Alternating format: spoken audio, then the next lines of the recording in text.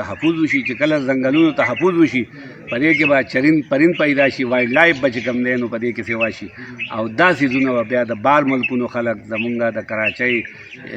اسلام آباد لاهور حیدرآباد څومره ښارونه چې دغه خلک به بیا مجبور چې د دې علاقې سیل ته راشي او هغه چې کوم دی نو هغه به زمونږ د ټورسټ پوینټونه جوړ شي او په هغې وجه به زمونږ ملکان ډېره زیاته ترقي وکړي دغه ترقي چې کوم ده نو دا به بیا زمونږ داسې جوړ شي دې نه کوم ټکسونه دي کوم دغه دي هغه خو ګورنمنټ مونږ ته پته هم نه لګي هغوی لګولي نو هغه به بیا ډېر دغه ته به ضرورت هم رانه شي چې دوی ټکس ولګوي یا نور څه داسې دغه او بهرحال که داسې څه کېږي نو هغه پکار ده چې زمونږ نمایندګان چې کوم دي د قومي اسمبلی چې دي د صوبایي اسمبلی چې دي زمونږ کوم چیرمینان چې دي د ټاون د ویلیج او په دې سطح باندې د حکومت پاکستان دوی